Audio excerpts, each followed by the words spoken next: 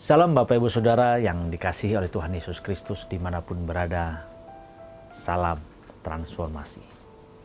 Sebagai anak-anak dari Bapa, di mana kita semua disayangi oleh Bapa, kita pun harus bisa menunjukkan bahwa kita memang pantas dan layak untuk disayangi. Kita harus menunjukkan bahwa kita menjadi anak-anak yang taat, anak-anak yang tunduk, yang menggembirakan, bahkan membuat hati Bapa bersuka dan riang atas segala kehidupan kita.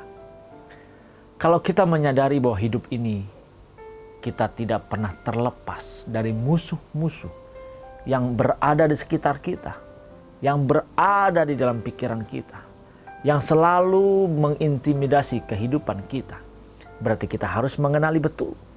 Kita harus menyadari trik-trik dan cara musuh kita menjebak kita, yang kelihatannya mungkin kita hidup sudah rohani, tetapi ternyata tidak menyenangkan Bapa di surga. Mungkin kita merasa bahwa hidup kita seperti apa yang diajarkan, tetapi ternyata tidak. Kalau kita mempelajari Tuhan Yesus Kristus, bagaimana iblis berusaha menjeblak dia, berusaha menjerat dia, supaya dia tidak mengalami kematian.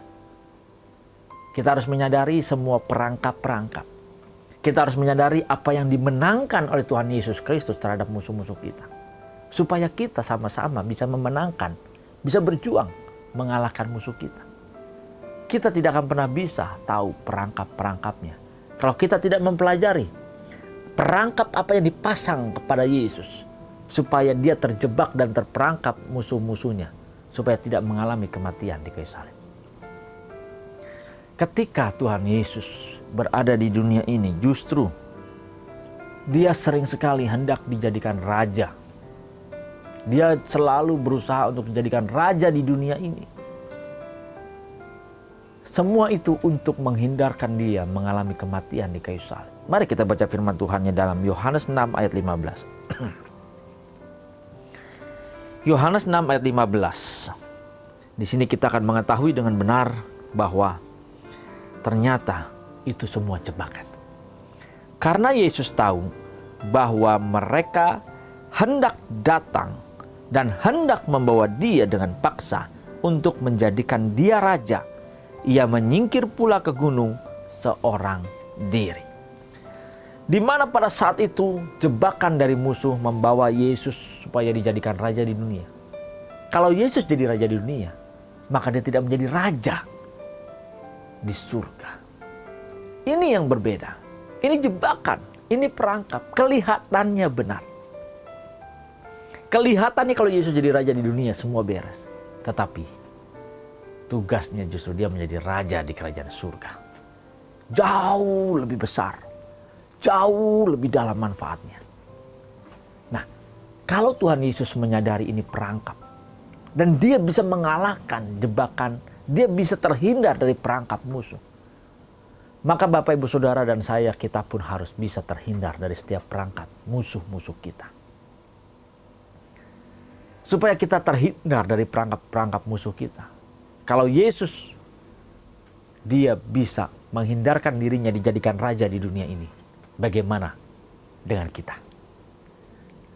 Tidak sedikit dari kita justru menjadi raja atas diri kita. Tidak sedikit dari kita justru berusaha berjuang menjadi raja atas keluarga kita. Tidak sedikit dari kita berjuang untuk menjadi raja di dalam dunia ini. Bahkan kita menggunakan nama Tuhan agar kita menjadi orang terhormat, agar kita menjadi orang-orang yang disegani. Kita punya kekuasaan, punya jabatan, kita bahkan bisa memerintah. Kita menggunakan nama Tuhan dan kita merasa bahwa kita diberkati karena nama Tuhan. Tapi kita tidak sadar justru ketika kita menjadi raja, justru kita memberontak terhadap Bapa. Ketika kita menjadi raja atas dunia ini, raja atas hidup kita, berapa banyak orang-orang percaya pada saat ini membangun kerajaannya di dalam hidupnya. Dia membangun kerajaan di dalam keluarganya. Dia membangun kerajaan dalam kehidupannya. Dia membangun kerajaan di dalam pekerjaannya. Dia membangun kerajaan dengan kekuasaannya dia. Tuhan Yesus sadar betul bahwa dia akan dijadikan raja. Dia berusaha berjuang. Dia berusaha menghindar. Dia pergi menyingkir supaya dia tidak dijadikan raja di dunia ini. Dia tahu dia memang jadi raja, tapi bukan di dunia ini, tapi nanti di kerajaan surga. Karena Bapa di surga menginginkan kepada dia supaya dia taat terhadap kehendak Bapa. Bagaimana dengan kehidupan orang percaya pada saat ini? Apakah ada kita taat terhadap kehendak Bapa atau kehendaknya sendiri? Tidak sedikit orang percaya justru taat terhadap kehendaknya sendiri. Dia maunya jadi raja. Dia maunya dihormati. Dia maunya dihargai. Dia maunya disanjung-sanjung. Ini suatu perangkap Bapak Ibu Saudara. Ayo hati-hati. Musuh kita memasang perangkap begitu banyak dalam kehidupan kita. Kita harus menyadari betul ketika kita merasa bangga kita dihormati. Merasa kita terhormat. Sehingga ketika tidak ada orang yang hormat kepada kita, kita marah. Ketika tidak ada orang yang peduli kepada kita, kita kecewa. Ketika ada orang yang memperlakukan kita dengan tidak adil, kita sakit hati. Kita harus hati-hati. Karena perangkap-perangkap musuh bekerja bagaimana memerangkapi kita, berusaha menangkap kita, menjadikan mangsanya. Kelihatannya rohani. Apalagi dia pakai ayat yang tadi dikatakan jelas. Dan tidak sedikit orang berkata bahwa beranak cuculah, berkuasalah. Dikatakan apa? Dan tidak sedikit yang mengajarkan. Dari ayat itu, berkuasa atas segala yang ada di dunia ini. Dia berpikir menjadi orang yang percaya Yesus, dia bisa berkuasa atas semuanya. Dia berpikir bahwa dengan nama Tuhan dia menjadi raja di dunia ini. Padahal itu perangkap dari setan. Itu perangkap musuh Bapak Ibu Saudara. Ketika kita menjadi raja atas hidup kita, ketika kita menjadi raja atas apa yang kita inginkan, kita tidak memikirkan hati dan perasaan Bapa. Karena yang kita pikirkan bagaimana kita menyenangkan daging kita. Yang kita pikirkan bagaimana kita menjadi orang yang terhormat. Yang kita pikirkan bagaimana kita bisa menikmati segala kenyamanan dan fasilitas dunia ini. Ini perangkap. Ayo, sadarlah. Jangan sampai kita terjebak. Lalu bagaimana yang sudah terjebak di dalam perangkap ini? Kembalilah. Bertobatlah.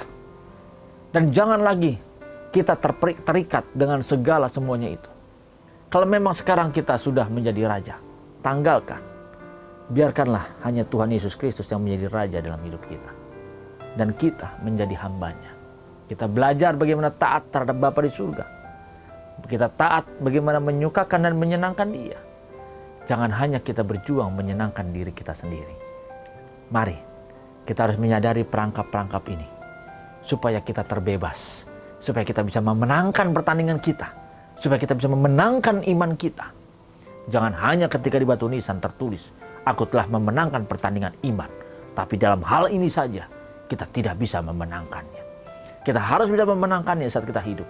Kita baru bisa membuktikan bahwa iman kita benar-benar benar terhadap Tuhan kita. Jadi kita harus membuktikan. Senangkan Bapa di surga. Senangkan Dia. Tidak ada lagi yang lain. Walaupun kita menderita. Walaupun kita sengsara. Tapi biarlah kita menjadi saksi. Bagaimana kita bisa mengalahkan setiap musuh-musuh kita. Tuhan Yesus Kristus memberkati Bapak Ibu Saudara dimanapun berada. Salam transformasi.